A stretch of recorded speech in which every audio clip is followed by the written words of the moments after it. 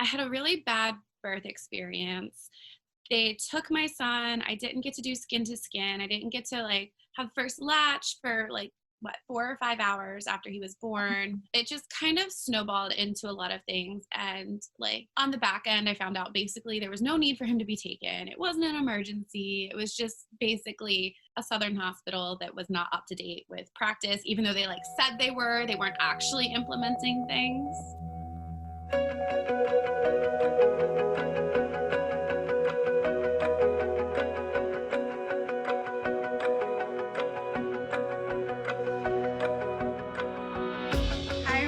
And welcome to another episode of Carpe Diem Living, the podcast with your host, myself, Shane Gitmed. And today we have a really awesome mom that's coming onto the show. Her name is Jaimie, and she has a lot of great information to tell us. So Jaimie, take it away and tell us about what you do and about yourself. Hi, Shane. Thanks so much for having me here. So a little about myself. I'm a mom of 3, a military wife. I used to be a nurse, and now I am a doula and lactation consultant. I have my own private practice, and I am actually, thanks to changing hospital policies and everything, kind of shifting to be more of an online presence and reaching families everywhere to really educate them about birth, breastfeeding, and help women have more confident and positive birth and breastfeeding experiences so that they're going into motherhood confident instead of afraid and nervous. Yeah. Looking back, I wish I had a doula. I have every regret. I'm that would have made the experience a lot easier for me, for sure. Because did you have a doula throughout your 3 pregnancies? Yeah, so I did. So my first pregnancy was actually a miscarriage, and then I immediately got pregnant again, which made the pregnancy very difficult because I hadn't really processed the miscarriage, and then I was pregnant again. And then once I started really okay, I'm accepting this pregnancy, my husband went TDY for 3 months, which for people who are not military, that means he basically went away for for 3 months. Yeah. And so that was really hard.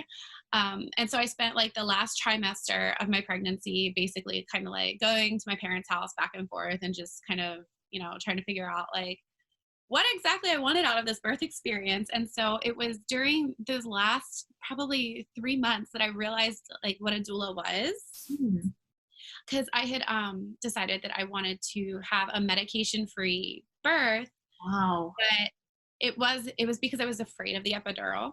Right. I thought I knew, because I was a nurse, I thought I knew everything about birth. I just didn't want a needle in my back. So I was whatever. I was oh, maybe I'll get a doula. Apparently that's supposed to help.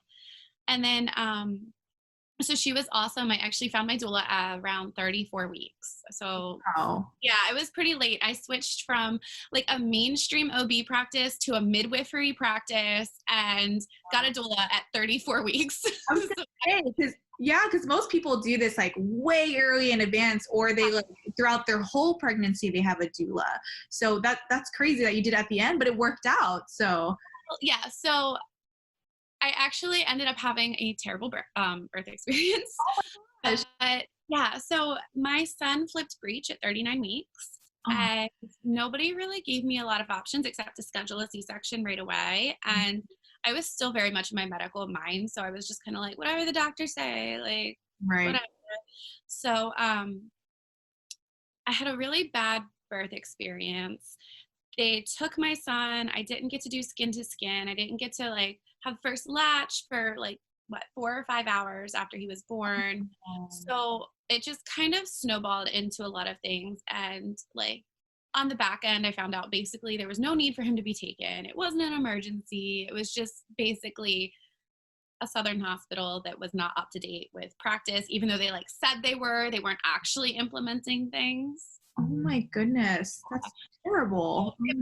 It was my husband was in the special care nursery with him, and the nurses were oh yeah, he's stable. He can go back anytime that we can get in touch with the doctor, and we can't get in touch with the doctor. So it was just kind of yeah. And so my nurse who was taking care of me was finally I'm going to go find your baby because your baby's fine and he should be here. So it was just being a nurse and then being on the other end is always hard. And then it was just like even worse. It was like, damn, I'm seeing how all this like bureaucratic crap is actually playing out and the negative effects it's having on me. So it just kind of spiraled from there, where we had like a terrible breastfeeding experience, and all of the doctors and lactation consultants who were supposed to help me weren't. They were just kind of like brushing it off, like, you know what, you gave it a good try, why don't you just go to formula, whatever. And I was like, it was my doula who actually like came over at 10 o'clock at night one night, helped me latch my baby when he hadn't latched like all day long. And she was like, you know, I think he might have a tongue tie. And I was like, well, I asked the doctor and they said no. And the lactation consultant said no. And she was like, like, I can't diagnose anything, but I really, really think about that. Like, I really think this is it. So I started looking into that more. And then my mother had come to visit. My husband had to go TDY, and, you know, I was still just a few weeks postpartum. So my mother came to visit, and I was just done. I was hitting the wall. Like, postpartum depression was so bad. It was really hard. And I told my mom, I was like, I'm done with breastfeeding. Like, I'm giving up. Yeah. I know this is the problem, and there's nobody in this state right now who is willing to help me. Like, in the entire state, I couldn't find a single person willing to help me. So she was like, what state were you in at this time? I was in South Carolina. South Carolina. Okay. Yeah. So she was like, well, she was from Maryland. So she was like, is there anybody back home? And I was like, yeah, there's like tons of doctors back home, all my friends, blah, blah, blah, blah. And she's like, then let's go. And I'm like, what? Because it was like an 8-hour drive. It just like never crossed my mind. And she was like, a newborn, like you're not trying to travel anywhere. You're trying to stay put in your home. And she was like, and mind you, I just had a C-section like a few weeks before. So I was like, like that never crossed my mind. And she's like, either you want to do this or you don't. And I was like, well, I want to do this. So she really taught me how to like start advocating for myself. And that just kind of started turning into like this realization that the mainstream medical community doesn't really have a clue what they're talking about. And it's called practicing medicine for a reason. I realized looking back, like I had kind of always had those flags, like as a nurse, like I had always kind of been having these seeds planted and realizing that like something wasn't right, but I wasn't like about to go against the grain and like speak up. And then it was just like, exactly. So it was once I, you know, started learning, like I had to, like nobody else was going to advocate for me. It's always we're our own advocate. Yeah. Nobody else cares. It's me. It's me who cares. Nobody else cares as much as I do. And if I wanted the experience that I wanted, I was going to have to advocate for it. And so, as I started thinking about having another child, I really still wanted to have this like unmedicated, low intervention birth experience. Like, I didn't want to go through like the terrible healing experience that I had because I'm a redhead. So for people who don't know, redheads like respond to anesthesia, pain medication, and pain very differently than most people. I didn't know how true that was though. True. Oh my gosh. That's true. It's awful. I've had like crazy experiences waking up on like the table of an OR and stuff. Like, yeah. No, it's so real. It is so real. My siblings are redheads too, and they've all had the same experiences. But what this meant for me was that, one, I kind of assumed like an epidural probably won't work unless they give me a lot of it, and I don't want a lot of it. And it also meant that taking pain medication after my cesarean was like a no-go because it just doesn't work well with me. So I was basically using Advil and Tylenol after having a baby cut out of me. And it was really, really difficult. Wow. That kind of like made me realize I was like, I dealt with the recovery of a C-section with nothing more than Advil.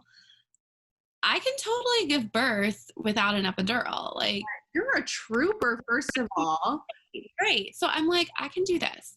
So I decided that I was going to have a VBAC, which is a vaginal birth after cesarean with my second born, and that I was going to do it as low intervention as possible to make the odds of a successful vaginal birth higher. And so as I was like doing my research and learning more and more and more about VBAC, it really became clear to me, like even clearer than before, how fucked the medical system is. Like, it's just fucked. Yeah. And so I was like, these practices that these hospitals have, like, are based in nothing. That's terrible to think about. God, because we trust them with so much. Exactly. So we were still in South Carolina, and there were only 2 practices in town, the super mainstream one that I was at in the beginning of my first pregnancy, and the midwife OB practice that I went to at the end of my second pregnancy. So I was in this weird place where I was like, I really don't want to go back to the same place I had my C-section with, because I was nervous that it would end up the same way. Right. It's traumatic. But the other providers in town, they wouldn't even entertain the thought of a VBAC. They were like, no, you have to have an automatic C-section. So I was like, okay, well, I'm going to go back with the midwives. And the OB who actually did my C-section, like, she told me, she's like, you're going to have a VBAC next time. And she actually ended up being my doctor for the second one. And she was just as committed to it as I was. But I didn't realize that until afterward. So I was talking about advocacy. I was the one who, like, I was that person. I printed out the ACOG guidelines for feedback, and I would bring it to every appointment, and I'd ask a question, and they'd be like, no, we don't do that. And I was like, well, this is what ACOG says. And they'd be like, well, most people don't know that. So since you asked, we'll give you that option. And I was like, you can't gatekeep information like that. You can't pick and choose what you want to apply and not apply. Like, that doesn't, is that like out of laziness, or like, that just doesn't make any sense? I have no idea. And I'm like, what really frustrated me was, like, this practice served mostly low income families and military families. So I'm like, you're serving these, like, already kind of underprivileged communities, and you're gatekeeping information. Yeah. Like, it's not okay. Like, nothing about this is okay. But they worked really well with me. Like, I've got to, like, give it to them. Like, they worked really, really well with me. Toward the end of my pregnancy, like, they started talking about scheduling a C-section just in case I didn't go into labor naturally. And I was like, I'm not having this conversation. Yeah. My wife was awesome. At my 39-week appointment, she's like, I'm going to make your 40-week appointment for, like, 40 plus 5, so that, you know, you get more time, and it's, like, late in your 40th week and nobody's pressuring you. Well, the OB's nurse called me at, like, 40 weeks on the dot and was like, we can't let you go this far, blah, blah, blah, blah, blah, blah, blah. And I was like, oh yeah, I'll call you back. And I just never called them back. You're like, block it. Yeah, basically.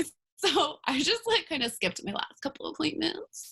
Oh, and when I was in labor, I went in and called the midwife when I was coming in, and she was like, oh, thank God, I've been worried about you. Like, sorry, I went MIA. I had to. Like, I know. My husband was like, just don't talk to anybody. Just don't talk to anybody. But this is kind of where I get, like, a little, like, woo-woo about, like, birth and stuff, because I firmly believe that you will not go into labor until you feel safe. You have to feel safe if you're going to go into labor. Like, your body's cortisol is rushing through your body. You're not going to go into labor. So it was when my husband kind of, like, I don't want to say, like, took charge, but, like, he actually, like, I got a phone call from the, like, practice one day, and my husband took the phone call, and he was like, do not call her again. She'll call you when she needs you. Wow. Kind of thing. He's like, you're stressing her out, and that's not going to help anything. Right. Call you when she needs you, and see you then. Right. And so that kind of, like, really made me feel safe. And then he was working weekends, and I knew I would not go into labor if he was at work, because he's my safe space. Yeah, right. So he got off work Monday night, and I kind of thought I was going to labor, and then it all stopped. And then Tuesday morning I woke up in labor. So, like, it just goes to show how, like, you have to feel safe. And the same thing happened with my third baby. Like, his commander actually had to tell him, like, you need to take some time off, because I was just not going into labor. And when he had a day off, I went into labor. That's how in sync you guys are. Yeah, exactly. That's so cool. I've never heard that from someone else, like, how it's in the mind. And it's true, because as I've been more exposed to holistic everything, I keep hearing that the mind, like, there's so much power in that, and everything's all connected that way, of course. So I love that you said that you really won't go into labor until you feel safe. Yeah. And yeah, so so you were able to, they did follow your wishes then with this, Yeah. the other 2 pregnancies. Yep. Okay. Yep. So I ended up having a VBAC. I did end up getting an epidural, and I was like so actually happy with that in the end, because I labored for 33 hours with no interventions. And then I was just like done. Right. So I got the epidural. Didn't work very well, redhead. But it worked enough to help me rest a little bit. And I felt okay with that because, you know, like it was my decision. Mm-hmm, mm-hmm. Fast forward, like there were a few other like weird things. Like I got like an infection at my IV site, like super weird things that happened. Apparently I hemorrhaged and nobody told me. Like, yeah. So like there were still super weird things that I was like, as amazing as that experience was, it was not what birth is supposed to be. Right. Like, I'm not supposed to have this healthy birth and walk away with like an infection that has my arm so freaking swollen I can't even hold my baby. And again, I call in and the OB practice was like, just go to urgent care. And urgent care was like, I don't know, go to the ER. I'm gonna go to the ER. Yeah. What in the? Yeah. Like, so it was just that kind of thing that I was still like, okay, this like medical model is not, it's not all it's cracked up to be. It's amazing when it's needed. It's so amazing when it's needed. But for me, they actually caused a lot more problems than I needed. So with my 3rd baby, we were in New Jersey, and I was seeing some really awesome midwives who they do home births and hospital births. But in New Jersey, midwives are not allowed to attend an out of hospital VBAC.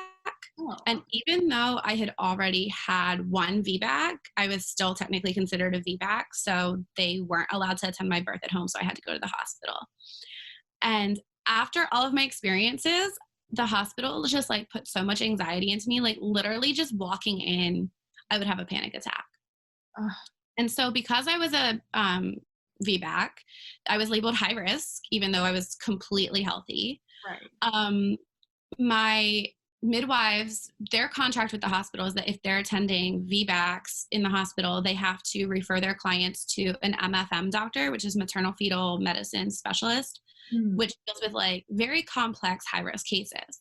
Okay. I wasn't a very complex high-risk case. Right. But this was part of their contract. So I had to go see this doctor, and I go there, and this man tells me like all this stuff about my odds of having a VBAC. And then he's like, basically your baby has to be in a perfect position. It can't be too big, blah, blah, blah, blah, blah. And this has to be done in a hospital. Yeah. And so do you want to go get your ultrasound and see how big your baby is? And I said, no. No. And I called him out on that. I was like, you know that an ultrasound cannot accurately predict how big my baby is. And I'm not going to allow you to tell me that I can't have a VBAC because you think my baby might be too big. Mm-hmm, mm-hmm. So we did a lot of soul searching, me and my husband. We basically decided like, we're having this baby at home. Yeah. And I really don't care what anybody says. So I told my midwives at like my 39-week appointment, I was like, by the way, I'm not coming to the hospital. Yeah. And they were like, what do you mean? What? Yeah. And I was like, if I need to go to the hospital, I'll go to the hospital. Like, right. I'm not just going to like go in. And I was like, my plan had always kind of been to just like wait till the last minute and have the baby in the parking lot kind of thing anyway. So, which sounds insane to people, but when you're trying to avoid the medical establishment that like won't let go of its grips on you, you kind of start going to these extremes. So, right.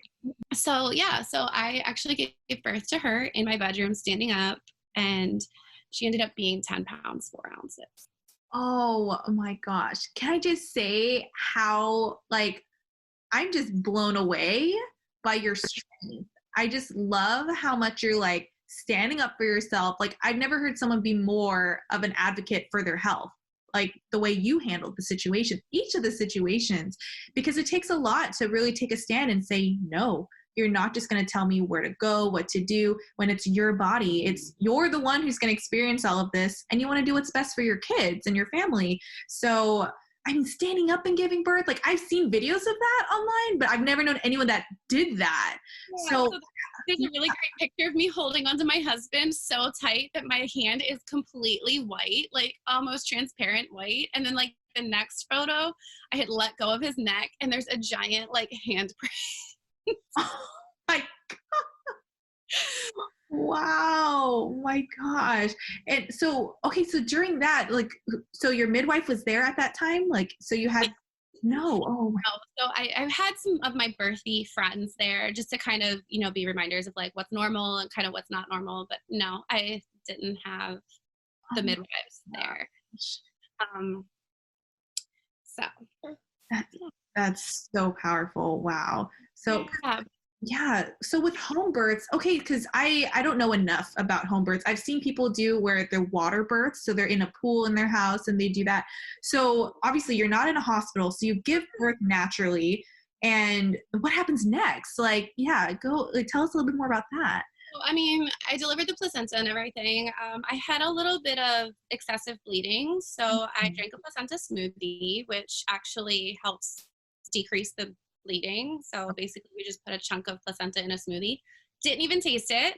People Wow. think that's crazy, and it kind of is. And I don't like, I was actually like, no, I don't think I want to do that. And it was kind of like, you have to, or we're going to go to the hospital. And it was And you're like, no hospital. Yeah. I was like, let's try it and see if it works. And it worked. So I had no tearing, so I didn't need to worry about stitches or anything. Yeah, so it was pretty low key. I called my midwives and went and saw them 2 days later, and I got the RhoGAM shot from them because her blood type was positive and mine is negative. Mm-hmm.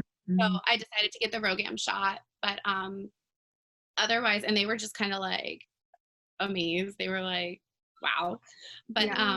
they were like not thrilled about my plan, but they were supportive. They were like very respectful. Mm-hmm. Mm-hmm. And then let's see. So I mean, that just kind of really catapulted me into helping other women like learn that everything that we've been told about birth and motherhood and breastfeeding is like not true. And that's so crazy to think, especially like hearing it from someone who worked in the medical field. I think there's a lot, that really just goes to show like just because you're trained in this doesn't mean that this is the way you have to do it.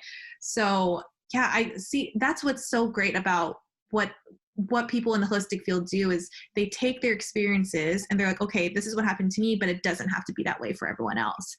Yeah, so that's wonderful. So after you went through all of these like all these different like births with your children, so you became a doula yourself. Yes.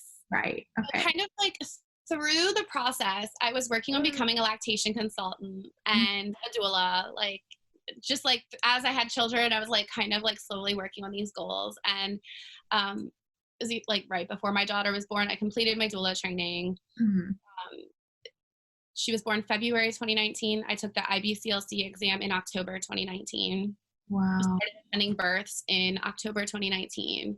Wow. So I really was like, we're going to make this happen. And like, I just knew that I needed to support other women in having the experience. Yeah. And it's been so amazing because I've supported like medicated and non-medicated births, but like when I see a first-time mom, I had one first-time mom literally growl at a nurse. I did not consent when they were trying to give her medication she didn't want. Wow. And it was like the best moment because it was like we prepared so much on advocacy and how to advocate for yourself, and to see it in action, and then to see these moms come back and be like, I had an amazing birth experience that I probably wouldn't have had otherwise because I didn't know how to do that. Right. It's so special to have that kind of impact on people's lives, and to I still have these moms texting me like months later, like with questions, and just to know that like they have somebody they can trust. Right. To say like, hey, my doctor said this thing, and I know you're not a doctor, but what do you think? And I can kind of be like, yeah, that makes sense, or like, let's research this a little more. Right. And I can start giving them resources for kind of finding out if they really are comfortable with that or not. Right. And sometimes you can't even trust what's online either. Like there's Right. so many sites out there like that contradict a lot of things we know with holistic practice. And you're like, that's why there's a lot of misinformation and people don't know the truth. And it's sad that what I've noticed too, a common theme is it's not until we go through these crazy experiences ourselves, then we find the light and we're like, okay, that's it. And we definitely need to help other people. Exactly. And it's really hard because I'll see a lot of moms who are just kind of like eating up everything that's being fed to them. And it's like, girlfriend, like, I don't want to tell you what your birth should be like, and I don't want to tell you what you should or shouldn't want, but like you're being fed a pile of bullshit right now and being told it's oatmeal and it's not, and you refuse to realize that it's not. Like, right. And that gets really frustrating at times, but I've kind of just had to learn, like, people are going to have to learn in their own. True. Like it's until that something, I mean, God forbid, like something actually happens that they'll be like, oh, wow, now it makes sense as to why I shouldn't have taken that, or, why this medication isn't what it's all cracked up to be. And I mean, now, after speaking to you, I really see the value and understand why every woman who's going through a pregnancy needs a doula. Like for me, like when I heard the term back in the day, I was like, that sounds almost like a luxury. I was like, who gets to have like basically like a pregnancy coach, right? Like it sounds really cool. But like when I was pregnant and had my son, we were also at a military base in Georgia. So also in the South, just like what you went through, I'm pretty sure that would have happened to me if I was like trying to tell them like, no, I want to do this and this. Because at that time, I did let the doctors and the nurses just tell me what I needed. Like I just entrusted them, and I've always been very by the book. So like if say I go to like a parenting class or just any of the classes they have you go to on Post, that's what I followed. I thought that was the way it had to be. So now knowing, especially hearing from someone else, like 3 times you went through this, and it's just like, wow, it's really eye-opening to know that there's a lot of stuff that's going on in hospitals and with birth. Because I mean, with holistic field, we focus on like nutrition and mindset and meditation, but this is like a whole nother realm that hasn't been touched on really. And what's really interesting is people don't realize that how you come into this world has this massive impact on the rest of your life. Right. Like, so like we talk about like the gut microbiome, right? Your microbiome is colonized for the very first time at birth.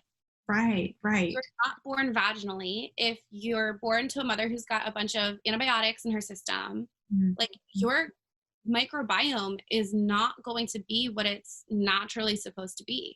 Right.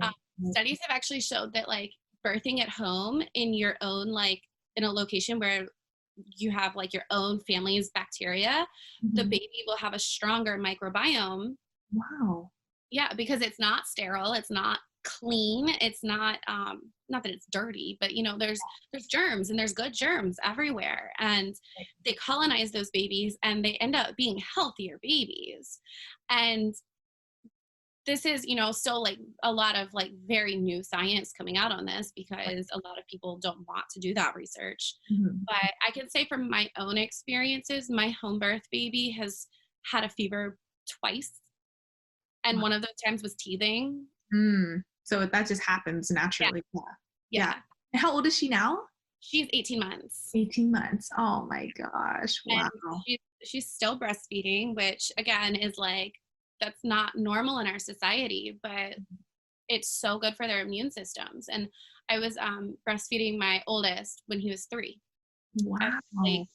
Which I really did not like, but I didn't have because I was breastfeeding my the baby too, and so he was like, milk, and I'm like, yeah, okay, yeah. But it actually turned out to be really great, because when he got an ear infection when he was 3, it was his first ear infection, and I didn't know what was wrong with him, but he was screaming, and the only thing, like, he wouldn't eat anything, he wouldn't drink anything, but he would nurse. And so it was like I was able to give him something to like get him through until we could get to the doctor. And when we got to the doctor the next day, I told him, I was like, he's been nursing like a crazy person, and like, I'm like, I know that's not normal. And like our pediatrician here was like, no, that's actually great. Like, I'm so glad he is, because he's going to be able to fight this better.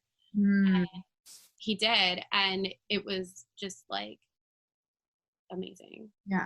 Bounce back a lot faster versus relying on medication or just whatever you'll get as a prescription. And oh my gosh. Yeah. I'm totally like, I really don't take meds for anything. I definitely don't give my son much meds at all either, unless like something crazy happens, which he's been in really great health too, thank goodness. So, but oh my gosh, I think your story is so powerful, and I'm sure it's going to inspire so many other moms to speak up when they need to speak up. I hope it does. And the skills that you learn, if you learn how to advocate for yourself in Right. birth, then you're going to be a better advocate for your child throughout their lifetime. My second son was 2. Back in February, he broke his leg. He got a fracture, like a clean break through his fibia and tibia. And I took him to the hospital, and they wanted to like pump him up with fentanyl and ketamine and stuff for a 2-year-old. Are you kidding me? No. And my husband's standing there. He couldn't be there the whole time with me because we had the other kids, but he was able to like, somebody like watched the other kids for a minute while he brought me food and stuff. Right. And he's standing there. Yeah, you remember? I was like, yeah, that was a no-no. We're standing there, and because we went to one hospital and they had to transport us to shock trauma, and the paramedic wanted to put an IV in, and my son was sleeping, and like he had just fallen asleep after screaming. And so I was like, I don't know, like, do we really have to do the IV? Like, what do you anticipate needing it for? And he's like, he might need pain medication while we're traveling. It's a 40-minute drive to the hospital and stuff. And I'm like, okay, what pain medication do you have? And he's like, fentanyl. And I'm like, over my dead body. That's not happening. Right. And my husband, you know, he's military. Like, he's like, we do everything this way. This is what they said. Just listen to the doctor and move on. And he's standing there, and he's like confused because I'm questioning. Yeah. And this guy was like a very like, you know, like, I mean, he's a paramedic. He was very, I'm a guy, I'm a paramedic. I know what I'm talking about. Right. And I was just straight up like, you're not giving my child fentanyl. And again, like, I'm not telling them I'm a nurse because I don't want to like, I don't know. I'm like weird about showing my cards. I don't want to just be like, oh, I'm a nurse, blah, blah, blah. Like, I'm just like, no, like, you're going to learn how to treat people right, even though you don't know what their education is. Right. So I called him out. My husband's like very confused. And then finally he's like, I would have never known to say no. Right. You think you don't have a choice. Yeah. I would have never known to say no. And so he told me afterward, he's like, I'm glad you were the one who went to the hospital with him. And so the doctor like set his leg at the other hospital, and I had like 4 different doctors in the room. Like, it was crazy because we were in shock trauma with him because it was a really bad break. And a lot of them were really mad that I wasn't letting them give him fentanyl. And another guilt trip you for not taking that. Like, but the doctor who set his leg, like, after everybody had left, he comes back, and he was so sweet. He brings like, he asked what his favorite color was and brought like a wrap to like make the cast his favorite color. And then he's like, are you a nurse? And I was like, I never said that. And he's like, but you knew how to advocate for yourself, and you knew what questions to ask. And I'm like, it clicks. It's like, it's always clicking. And it's like, it doesn't matter how many times I see it and hear it. Like, it's always clicking with me. Like, I shouldn't have to know the questions to ask. Like, right. You're just being an advocate. Yeah. Like, you should be giving people options. You shouldn't just be running people through your little medical mill and expecting that everyone's going to turn out fine, and literally treating everybody as if they're the same and not individuals. Right. And this doctor, he was actually really cool though, because he was like, I wouldn't have let my kid have fentanyl either. Like, you know, like, pain, he'll forget pain. He'll get over the pain. He's never going to forget brain damage that happens from somebody screwing up fentanyl. We know what fentanyl could do in the long term to a brain that tiny. Why would we give it? And I'm like, well, why didn't you stand up for me? Why did I have to do all the yelling? He knew too. That way people could actually like hear you out. So right. Oh my gosh.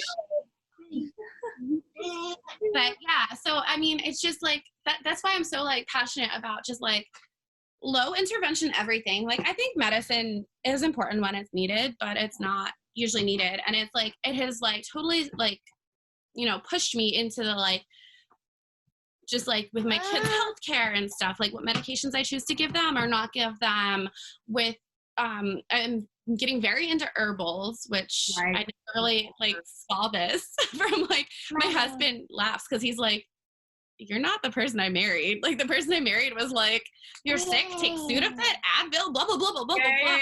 And now I'm like, well, I'll get some echinacea and blah, blah, blah, blah, blah, like elderberry. And he's like, what are you doing? Yeah, he comes home the other day and I've got like this little gram scale out and all this like powdered herbs. And he's like, and I'm like, it's lemon balm. Yeah. Like, and what are you doing with it? I'm like, it's good for anxiety. I'm making capsules. I'm just like making so cool. Like all this like crazy stuff with like just holistic everything now. And I'm like, I never would have gone on this journey if I hadn't realized like these doctors were idiots at my birth. No, I mean, out of your experience, I don't even blame you at all for really just putting your foot down and saying, nope, no more. And literally you're the definition of mama bear. I have to say you're such a great mom and I could learn so much from you, especially if I have more children down the road. And I wish I would have known you when I was pregnant. Okay. Like I would have loved to have this type of guidance and knowledge because I mean, what you had at the time, and that's okay. Right. I know. I'm like, I should not mom guilt myself. I mean, I did the best I could with the information I had, but I'm just glad my son's healthy and doesn't, nothing happened to him, thank goodness. And I did have the epidural because my labor was 12 hours, which I know is a lot shorter than yours, but man, that pain, I guess. It's intense. Yeah, it was crazy. So I commend you so much for your strength and for everything you're doing for your family. It's so beautiful. And I know so many other moms would love to work with you and hear more about, what you do. So tell us about, your website and where our listeners can find you online. Yeah. So my website is littlebearlactation.com. And I am actually launching what I'm calling the mama or the bear cave. And it's like in the wild, moms know that they're safe in their cave, right? And so this is a safe place for moms to just learn about birth and breastfeeding. There's different levels of membership where you can just, take the basic classes as they come out, or you can go all the way up to working with me one-on-one to learn how to advocate for yourself and be a mama bear, really. Because I think it's just so important. Like they say mother knows best, and it's true. Like people need to stop doubting mothers. Right. Mothers are the strongest people in this world. Like our society would not happen without mothers. Say it louder for the people in the back. Seriously. Yeah, society would not happen without mothers. But yeah. And so I mean we need to show mothers more respect. Mommy. But so I do have a free Confident Moms class that you can sign up for at my website. And it's just kind of a little intro into advocating for yourself in birth and breastfeeding, and building a support system that is going to support you. I feel like I'm like everywhere on social media. I'm Little Bear Birth Services on both Instagram and Facebook. And there's a free Facebook group that is Confident Mama Bears. And I do a bunch of like live mini classes and workshops in there throughout the year. Wow. That is so exciting. And I'm definitely going to be checking out all of your things and referring so many people to you, because especially you're doing this remotely too, right? Because of especially what's going on. So anyone in this world could work with you. Yeah, absolutely. Most of my information is geared more toward birth in the United States, just because that's what I know. So I know like different countries have different birth cultures, but I mean, at the end of the day, it's all the same. Like our bodies work the same way. And if you're in a country where it's not just easy to advocate for yourself, then you need to be that person who's like trailblazing. Right. No, I 100% agree. This has just been such a great episode of information. I'm so thankful for your time and for you being here today. So yes, you heard it here on the episode on where to find Jaimie and all the things. And I'll definitely include all of her links in the description, and she'll definitely be in our insiders group. So thank you so much again, Jaimie, and we'll see you guys next time.